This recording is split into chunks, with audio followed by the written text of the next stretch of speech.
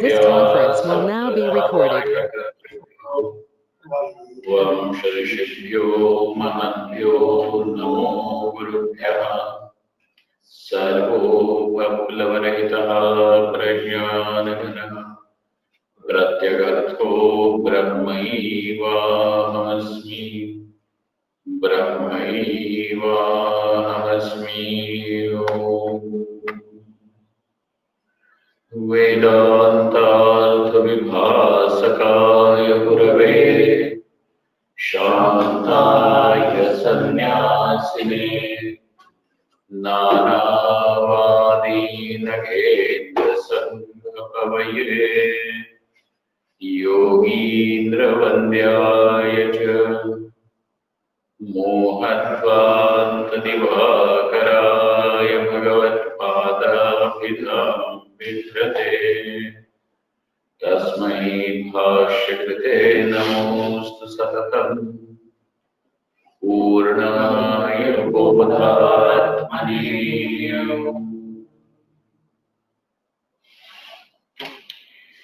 यस्य निःश्वसितं वेद वेदेभ्यो योऽखिलं च निर्ममेतमहं वन्दे विद्यातीर्थमहेश्वरम्।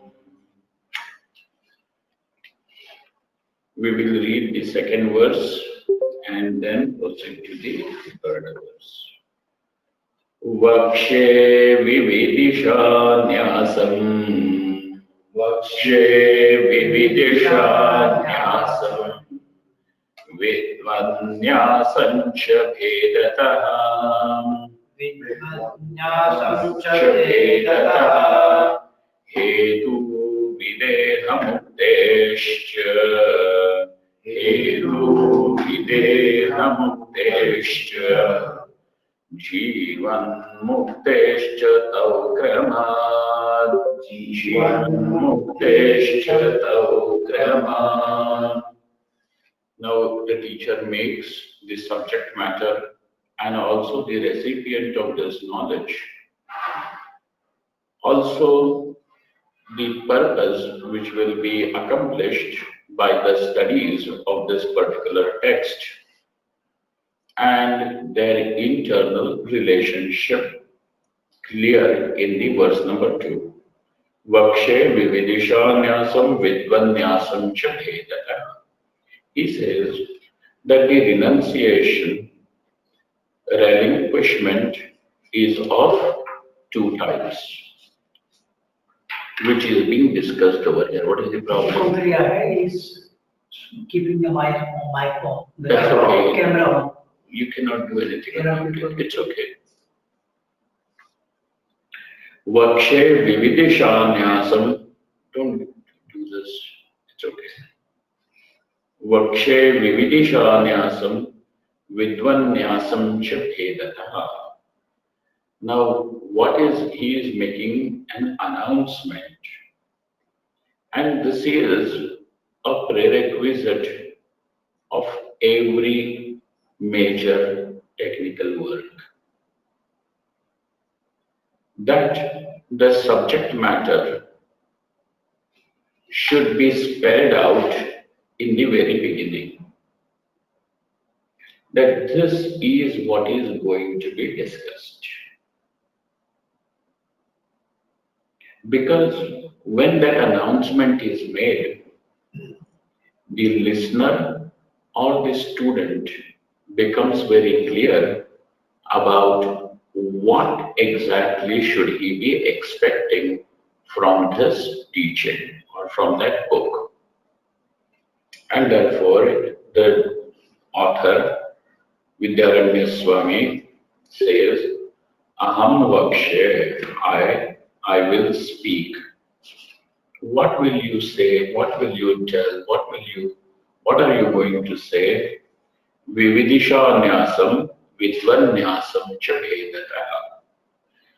Now when we say sannyasa, the word generally has several connotations when translated to monasticism. a monastic life.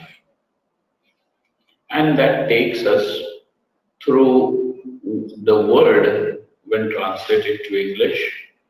It takes us through various cultural references because there are monks in almost every theological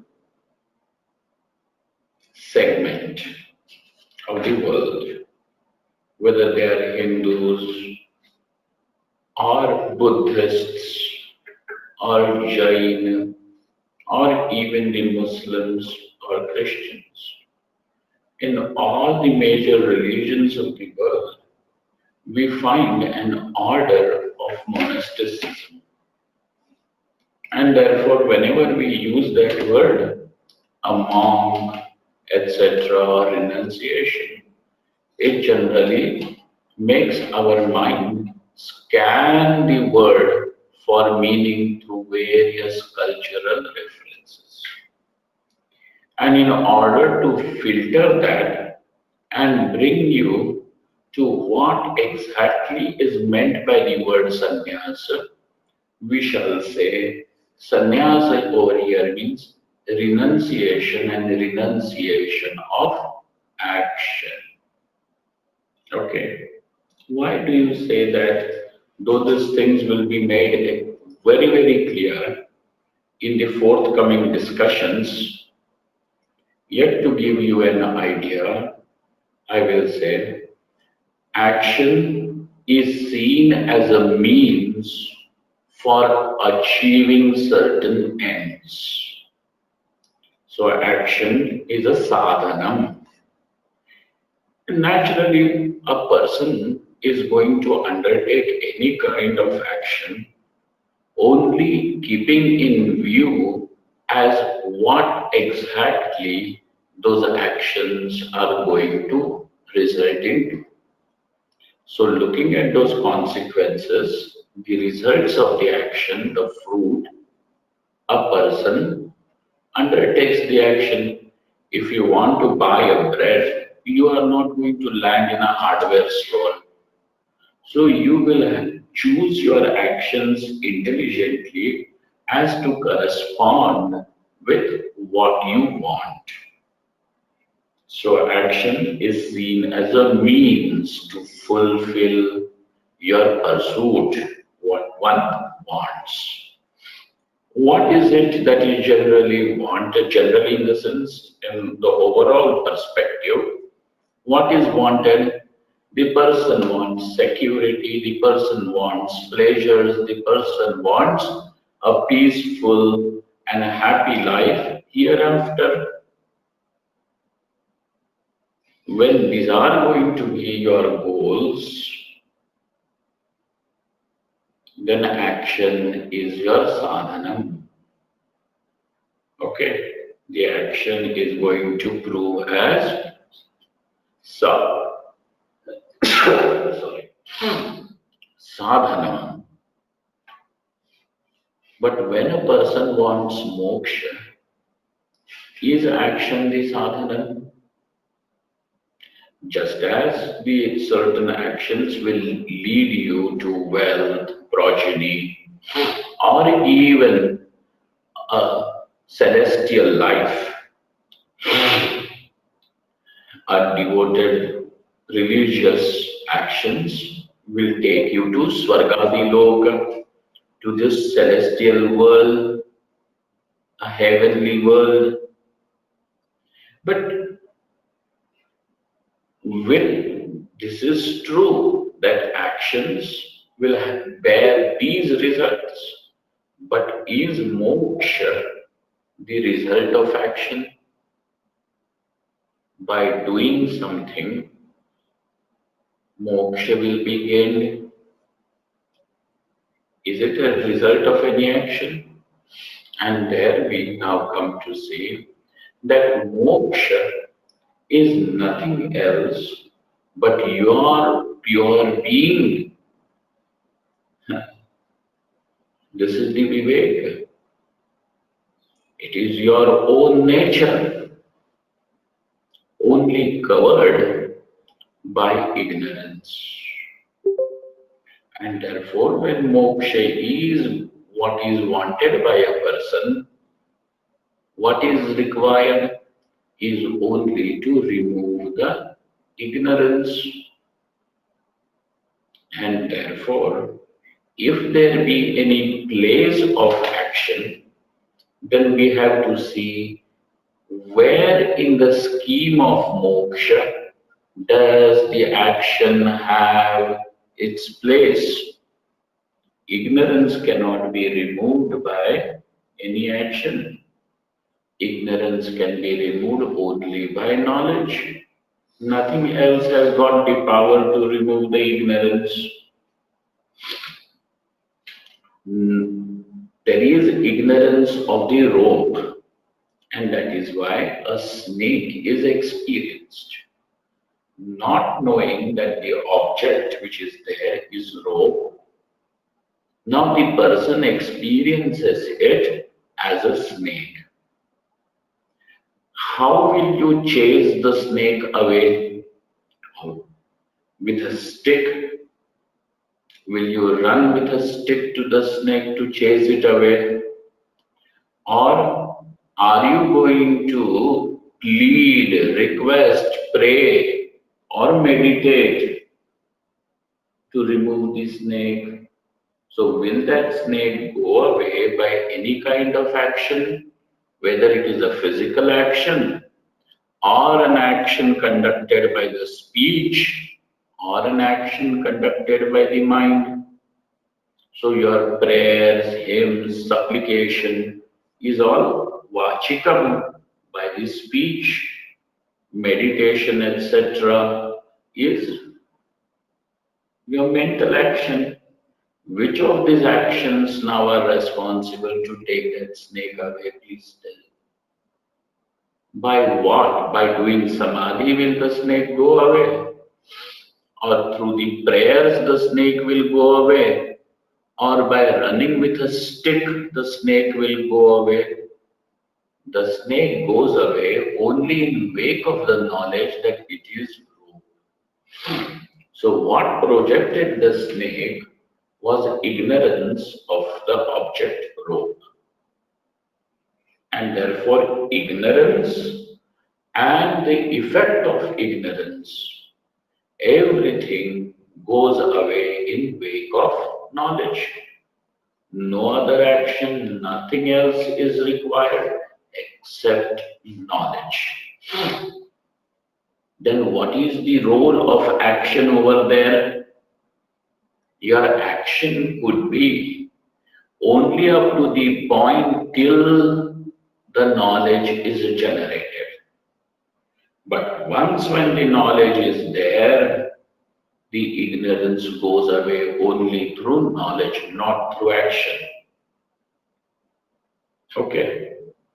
So now, when we say the word renunciation, that renunciation means renunciation of action. When you want moksha, and when the only pursuit is the pursuit of moksha in a person's life, when there are other pursuits still prevalent, when you have other priorities and commitments in life, till then, let us not forget, action is important. Action, I want money. By giving up, by taking to the life of sannyasa, you are not qualified for money. Are you going to say that because I am a sannyasi, I should be appointed as a CEO? Or because I am a sannyasi, I should be appointed as the commissioner of police? What makes you qualified? Does sannyas make you qualified for any of these? No. Then by giving up action means now there is only, the person does not see that action can deliver me, karma can deliver me. I'm using the word karma now, okay? That karma can deliver me what I want, moksha. which is only through knowledge.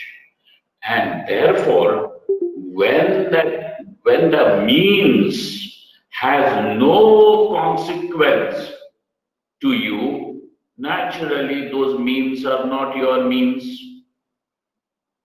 Now, somebody who wants to travel from here right up to the market in Rishikesh, will he take a flight to go to the market, go to Dehradun, to board the flight and go to the vegetable vendor over here?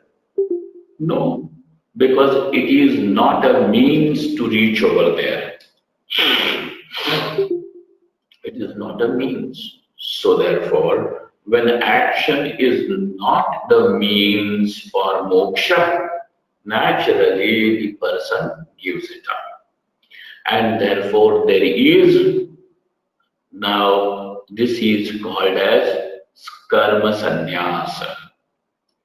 Generally in other cultures, also there are people, there are sects and creeds, sects, etc., where people take to the life of monasticism. They either take to that kind of a life because they are themselves not, they want to lead a life of a recluse, want to avoid maybe social interactions.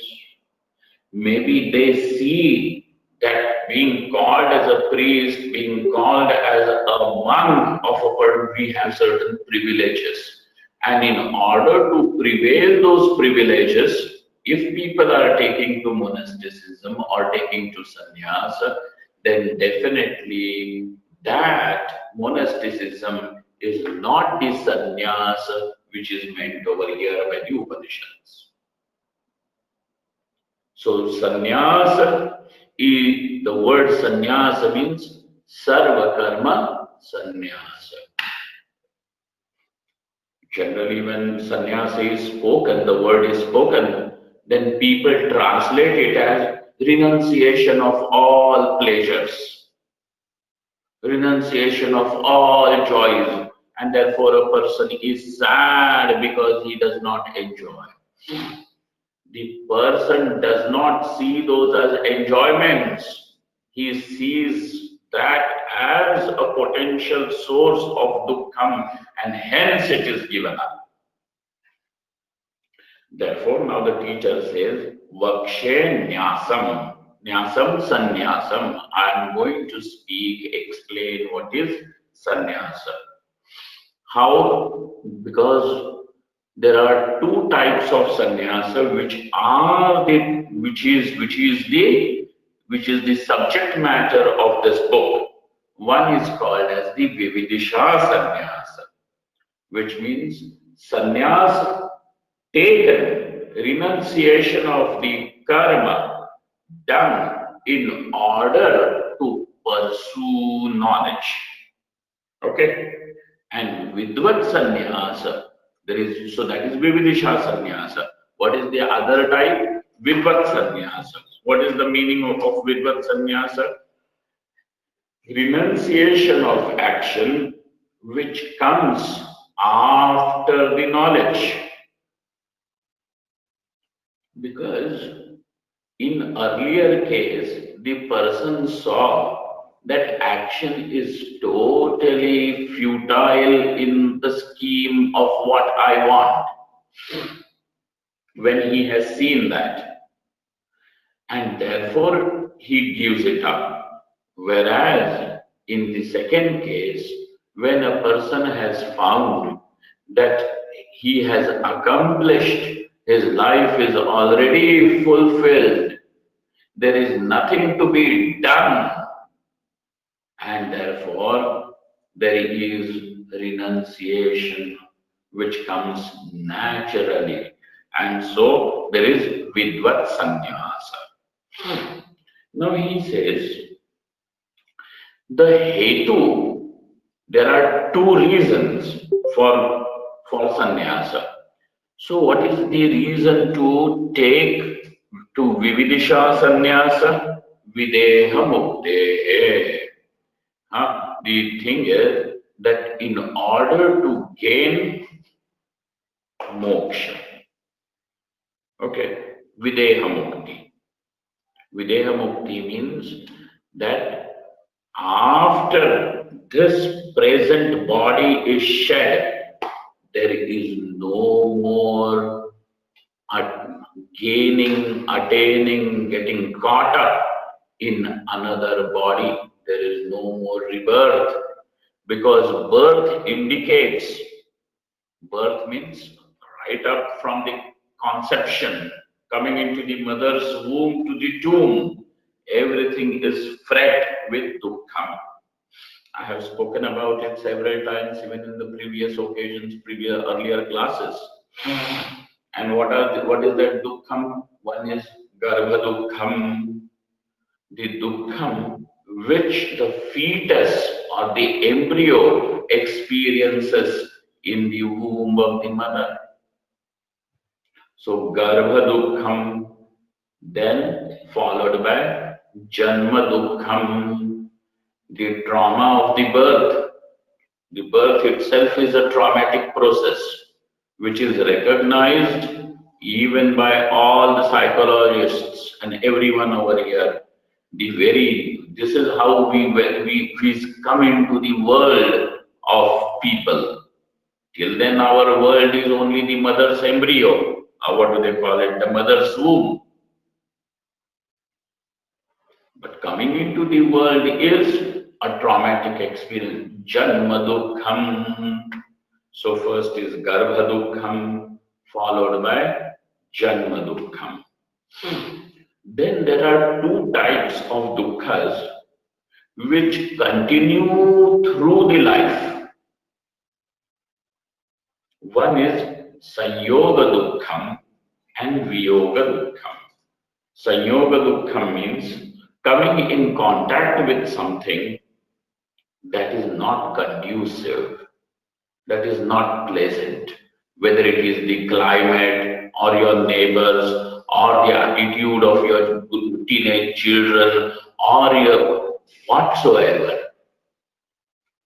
So coming in contact with something that is not pleasant, not acceptable is dukkham. So sanyoga dukkham. Then there is another which is called as viyoga dukkham. Separation from that which is pleasant, which is wanted. So there is sanyoga dukkham and viyoga dukkham. It continues from birth up to death. So garbha dukkham, janma dukkham, sanyoga dukkham, viyoga dukkham. Then comes roga dukkham. Roga dukkham means the suffering, the misery of illness, disease. If your body is perfectly okay, your stomach is, digestion is good, your all other functions are perfect, your vision is good, no toothache, no constipation, no headache. But sir, somebody insulted me yesterday. And that dukkham is there. So if not there is anything, physical illness, there is some sort of mental illness, emotional imbalance. So roga dukkham, then jara dukkham, the dukkham caused by senility of growing in age. Every day comes and goes, and when the sun sets, here you are with your glass of spirit to keep your spirit up. One more day has gone, and I still have not achieved what I want to remind you. So there is jara, dukkham, advancement of age. And in that advancement of age, then you find that slowly, even those friends and relatives have started saying goodbye to the world, beginning with the earlier generation. And by the time the entire lot of your earlier generation, parents' generation says goodbye, there you find that you never thought you have grown up, but now you are the senior most generation because now your children see you as this senior generation. So Jara Dukkham, and then finally Mrityu Dukkham, the Dukkham caused by death. Even the thought that you are going to die and you are watching the people die, this itself is quite traumatic. And therefore, so birth, life by itself is fret with dukkham. In between, there are little, what do they call, some little moments of a respite, break, a commercial break in between, nothing more. That's it. So dukkham is there. Jan. So now the one who sees Videha Mukti means the one who is liberated now does not fall into this trap of Dukkham after Dukkham. After, then what happens? The suffering has ended for him. When did it end? It has now ended with this particular body that he is holding. That is the limit. After that, nothing more. And therefore, it is called as Videha Mukti. This Videha Mukti is is given, delivered, accomplished through Vividisha Nyasam, is given by Vividisha Sannyasa. Okay. And then the second one, Vidvat Sannyasa. What is the Vidvat Sannyasa is the Hetu, cause. What is it that the Vidvat Sannyasa delivers? Jivanmukti.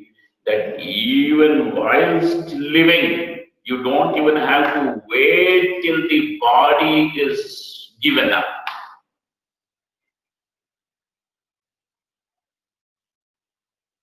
Not even up to that point till the body is given up. Even as the body continues, the sukham of liberation is experienced even whilst living in the body. And therefore, this Jivan Mukti is given by Vidvat Sannyasa. So these are the two hetus, Vividisha Sannyasa and Vidvat Sannyasa. Tau Kramat, this has been, this, this is our subject matter. For whom is all this being given? Now, obviously, the one who wants moksha, he who wants moksha, such a mumukshu, for him we are going to tell. And therefore, Arjuna's question becomes valid. Throughout Bhagavad Gita, this question has been repeated by Arjuna on and on and on and on. He says that Shri Krishna, I want liberation, I want moksha, and that is what I have asked for. You have also said that knowledge or sannyasa is the cause of moksha. When this is clear, why are you asking me to do karma? Tatkim karmani ghore mam niyojayasi keshava. Then why are you yoking me, employing me, putting me in this ghora karma? I want liberation, and liberation is given by knowledge pursued through sannyasa, why are you putting me over here and I want to therefore give up my karma, give up this battle, etc., and then go away into the jungle and live in a cave? Tatkim karmani ghoremam. Instead of that, you are asking me to fall into this gamut of karma. How is this karma? Ghora karma. It is not doing some sandhyavandanam. This is watching people die from the arrows that are being shot from your bow. You are an agent. It is ghora karma. Kim niyojayasi.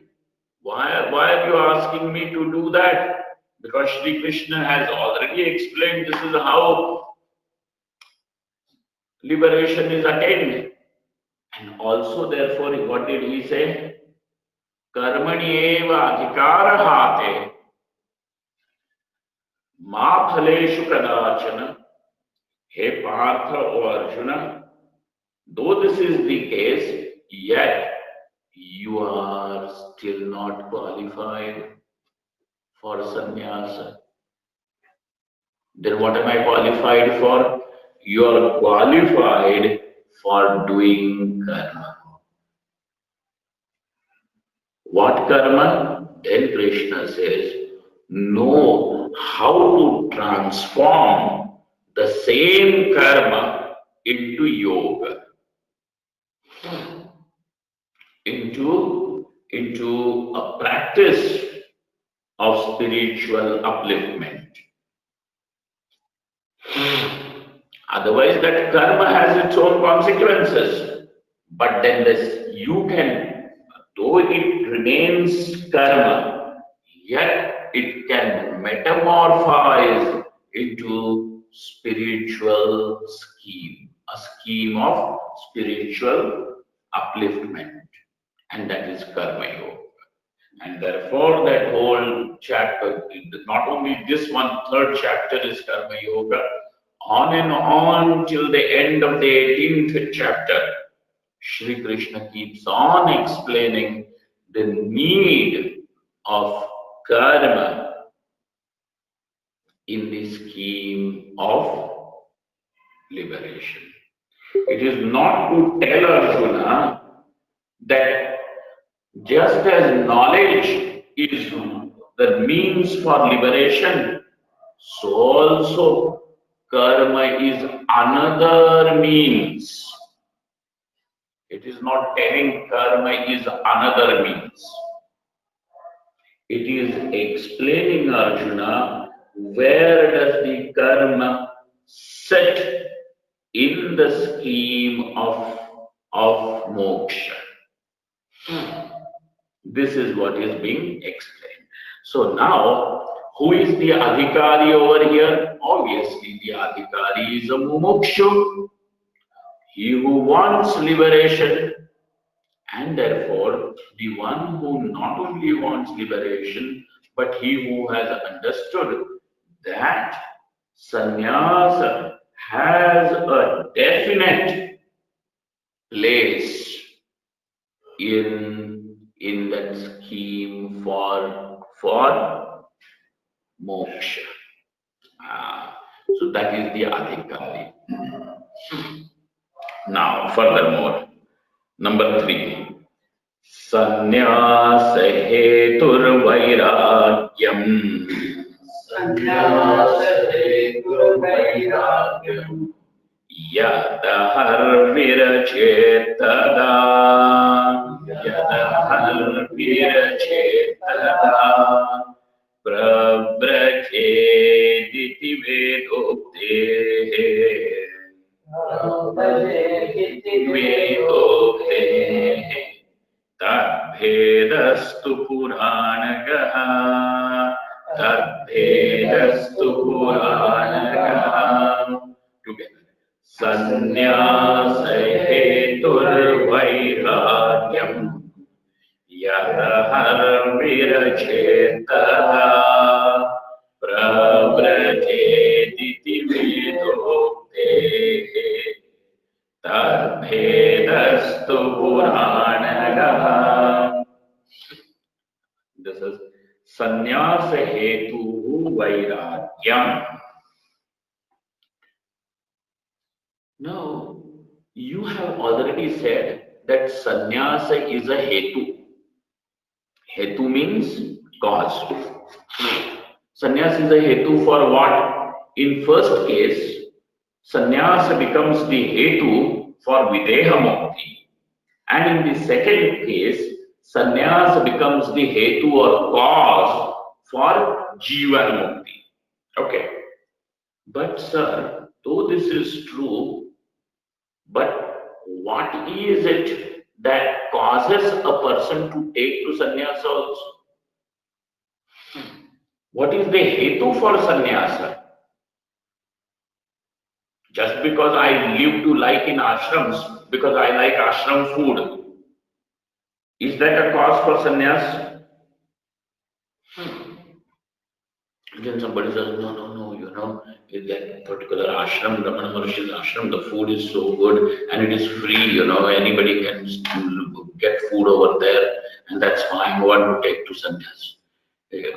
My mother passed away and she used to cook the food exactly like how they are serving in that particular ashram. And therefore, because I am missing that food, I am taking to sannyas so that I can live in that ashram. And that gives me my mother's recipe. This is cause. Is this the reason why one should take to sannyas? No.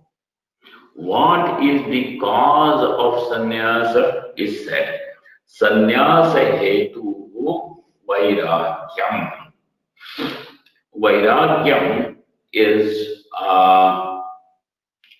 dispassion. Actually, I really have till now not found an appropriate word for vairagyam. Whatever is condensed in this one word, vairagya, okay, or virakti, both of them mean the same thing. I really do not find an English substitute for it. Each one is with limited vocabulary of a acquired language, but yet I cannot find. I will tell you, this word is very interesting. Vairagyam, sannyasa hetu. So first of all, understand the words, then we will go into the detail. Sannyasa hetu vairagyam. Vairagyam is the hetu, is the cause for sannyasa. Then, how do you say that? What is the pramanam? What is the pramanam that sannyasa, the cause of sannyasa is vairagya? It could be because I like to live like that. If you like to live in ashrams is a different thing.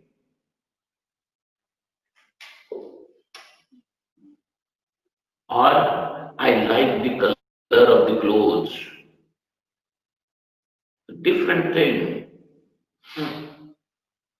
Where I have watched people who are sannyasis, when they come, other people are happy and then they worship the sannyasi, they welcome him, they feed the sannyasi, and then take blessings. I will also like to pursue this particular profession, this line. And people ask us this question also. Swamiji, why did you take to this line? No. Line means they look upon it as some sort of career. This line. Now, sannyasa hetur vairagyam, first of all. So, what is the pramanam that vairagya is a prerequisite or a cause? So, he gives you the pramana. It is the shruti, the Veda, which says, yadahar virajet tada pravrajet. The Brihadaranyaka Shruti says,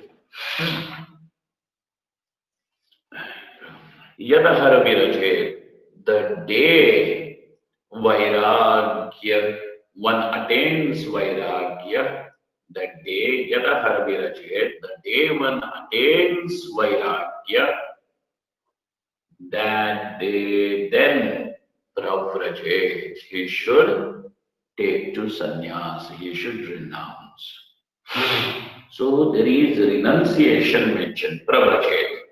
He should renounce when the day when he discovers there is vairagya. Now, from this sentence, what do you understand? When he becomes 60, 70, he should take to sannyasa, or he should take to sannyasa because his wife has beaten him up, or whether he has, you know, lost some money. That's why he should take to sannyasa. What is the cause? Virachet. So the Shruti gives you the exact cause. Yadahar viraje, tadahar pravraje. The day one attains vairagyam is the day one should take to sannyasa. Iti vedotehe. Sir, is that what you have created? So he says, no. Iti vedotehe. This is from the mantra of the Veda. Tadbhedastu Puranagaha. Now, the whatever are the various kinds of sannyasa, etc., or various kinds of vairagya, how you will come to know from the Puranas. Okay?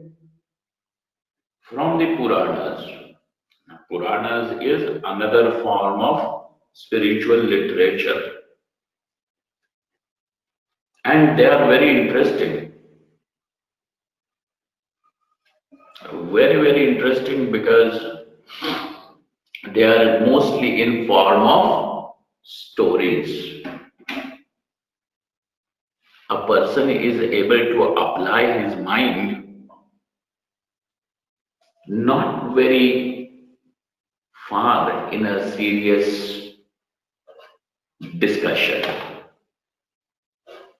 but he can definitely become interested, and his interest not only can be invoked but can be sustained if there are stories told.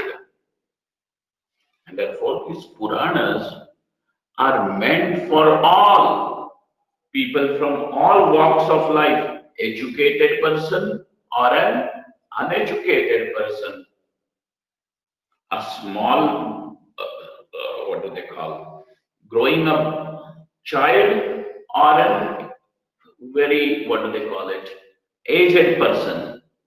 Everybody, for everyone, Abala, Gopal, Vridha, everyone can come and listen to Purana. And these Puranas have a knack of delivering all these all these messages. How do they do it? They pack it up, they roll it up, they sugarcoat it up. Because when it is at Vairagyam, now the person becomes, Uchatana. Oh, Vairagyam, this is something dangerous. So Purana tells you what are the different forms of Vairagya, etc.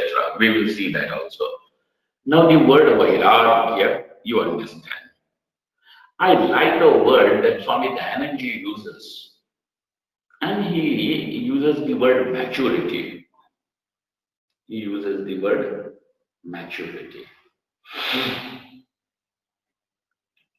This word Vairagyam, etymologically it means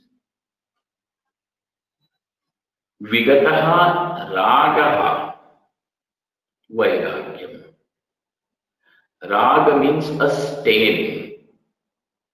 Raga means a stain, a color.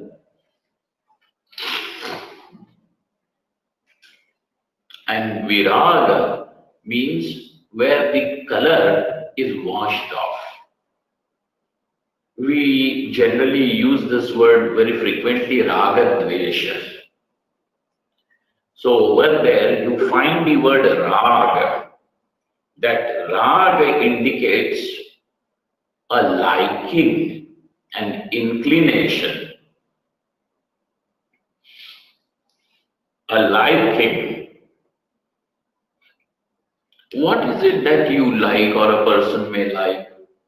We are bound to like something only when we find that that object is invested with an idea of happiness. Then only will you like it. That something is nice, something is liked, something is wanted, only when you see that it has a capacity to give happiness. Whether it is a person or an object or a situation or any activity, anything or a place, whether it is this world or the world hereafter, whatever it may be, it will be liked and wanted only when it is seen as a source of happiness, which means some happiness is invested in it. Viraga, which means now the vision has become so clean and clear that one is able to see it, that none of these objects, things, etc., which by the way is anatma varga, is the class of anatma, is not the source of happiness. When one is able to see it clearly, not just verbally, but when one is able to see it clearly. And what is the indication of seeing it very clearly? That our actions will be naturally in tandem with our knowledge.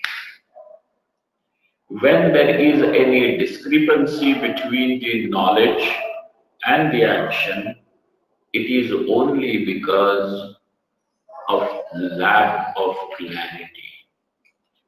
One may be able to convince somebody else, but he himself, if he falters, which means that he lacks certain clarity.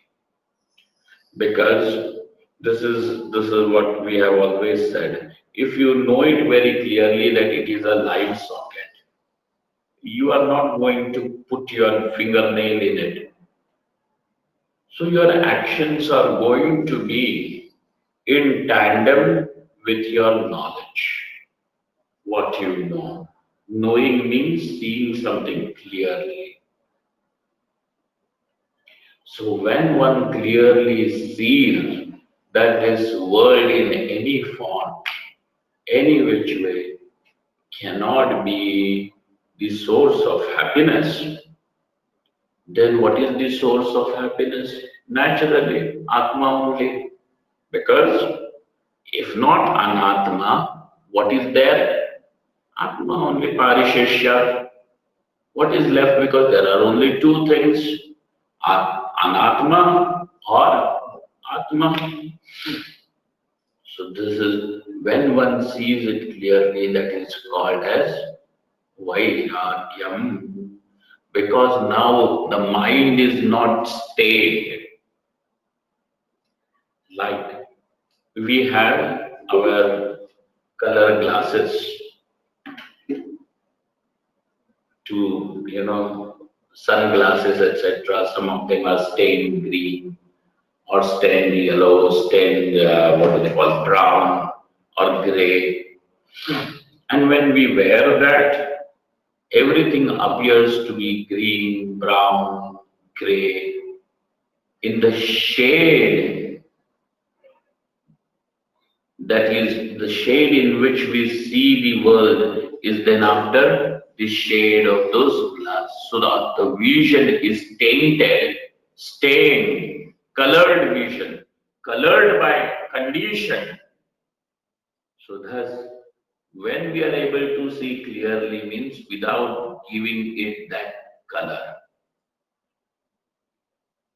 raga dvesha free.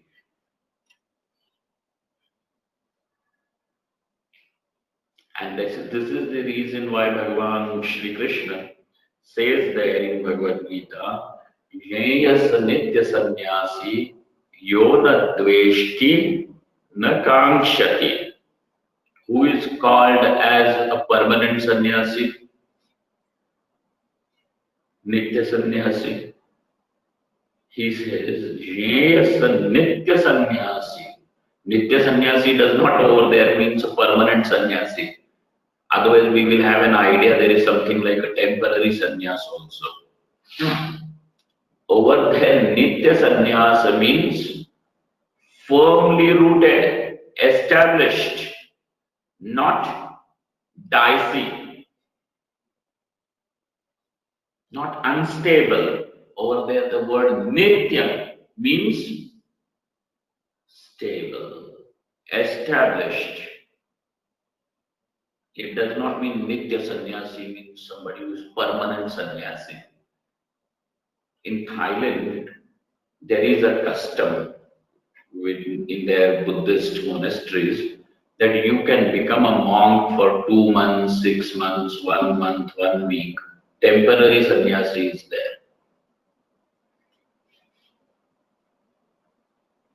And then once a person lives like a monk, even their king over there, I suppose it is compulsory for all the people to do, or maybe it is voluntary, but then they then live in the monastery, wear the ochre clothes, go for alms, do their prayers, huh, and then also count the beads, etc. Whatever they have to do as a monk. Live that kind of a life, get a trailer of a life of a sannyas, temporary sannyas. But we do not have any such thing like that in this tradition. Nitya sannyasa means well established, firm, well founded, steady. Jneyasa nitya sannyasi yona dveshti nakamshati. He is a firm, established, who does not have any likes and dislikes. Na dveshti, na kamshati. Such a person is called as sannyasi. So, if you understand the word vairagyam means where now the mind is bereft of all raga and dvesha. Though the word raga is used over here, it means even dvesha because it is not different. Dvesha is not something different. Dvesha is the flip side of the same coin, is the other side of the same coin. Wherever there is raga, there is bound to be dvesha. It is bound to be there, bound to exist. One of the modern spiritual leaders explained it very well. And he said that wherever there is a height, that, when you see a mountain, that mountain implies equally deep valley.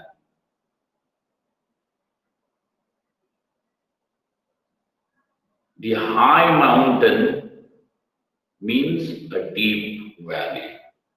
So both of them are the sides of the two coins. Therefore, wherever there is raga, there is dvesh.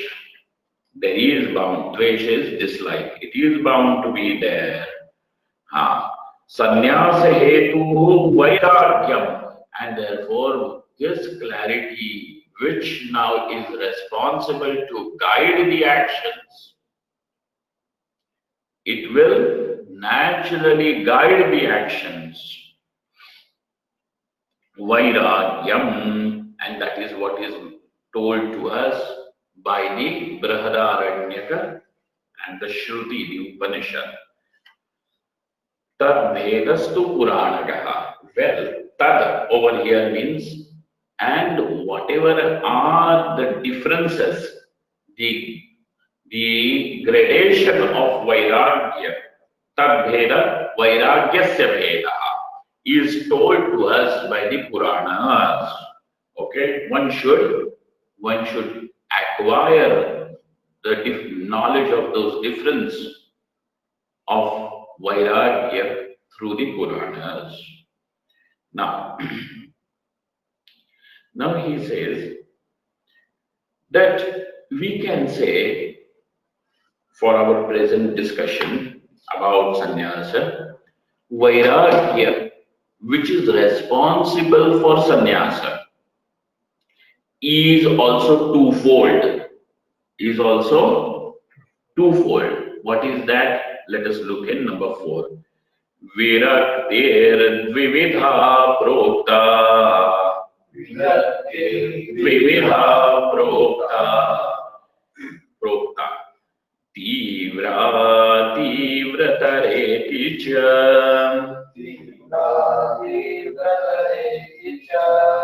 Satyam eva tu tivrayam. Satyam eva tu tivrayam. Nyased yogi kutichake. Nyased yogi kutichake. Together. Viraktir dvividha prokta. Tivra tivratareti cha. Satyameva tu tivrayam. Nyased yogi kutichake. This shloka and furthermore we will see when we meet tomorrow.